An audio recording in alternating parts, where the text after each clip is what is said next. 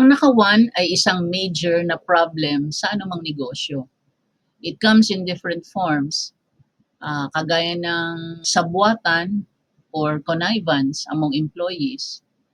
Halimbawa, yung warehouse employee, nakipagkasundo siya sa delivery driver o delivery na pahinante na maglabas sila ng stock sa bodega para ibenta sa labas.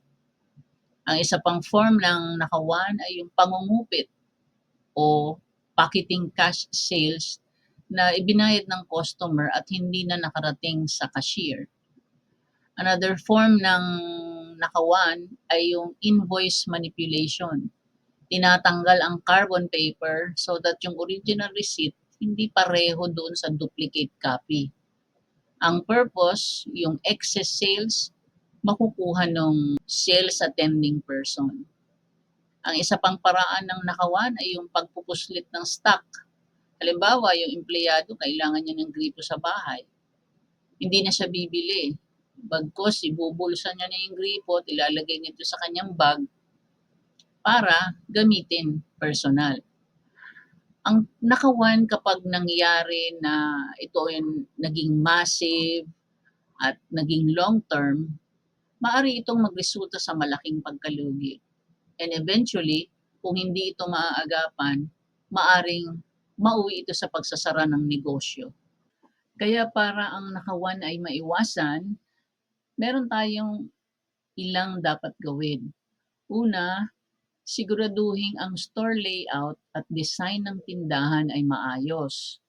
The cashier is where the owner should be positioned in full view of the movement of each salesperson and customer. Sa cashier area, kitang-kita ng owner ang kilos ng mga tauhan niya, pati na ang mga customer. Pangalawa, the invoice booklet, dapat dalhin yan sa cashier para ma-check ng cashier owner yung total ng both the original and duplicate copy ng resibo. Pangatlo, mag-install ng CCTV. CCTV sa tapat ng customer and customer sales rep at saka yung customer mismo, isang CCTV sa warehouse entrance and exit, isang CCTV sa loading area, and CCTV in front and back ng tindahan. Para maiwasan ang pangungupit sa benta at palusot ng stock, huwag ipagkatiwala ang cashier at checking ng delivery and release ng item sa ibang tao. As much as possible po ito'y gawin ng owner and his family or his authorized, proven, honest representative. Mag-implement din po tayo ng mahigpit na inspection sa mga tauhan at sa kanilang mga gamit. Maganda din na magkaroon tayo ng regular meeting ng mga empleyado natin para bigyan natin sila ng warning against theft issues at i-inform sila na meron ding mabigat na consequence kapag sila ay nahuling nagnanakaw at nagpapalusot.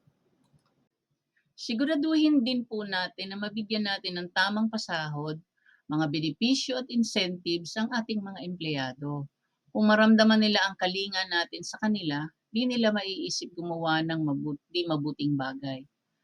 Our employees ay partners natin sa pag-asenso. Kung lumalago ang kita ng ating negosyo, bahaginan din natin sila ng additional incentive. Pamahalaan po natin ang ating negosyo ng mabuti. Kung tayo ay nakatutok, maiiwasan ang nakawan at maaagapan ito. Magiging mabilis din ang ating pag-asenso.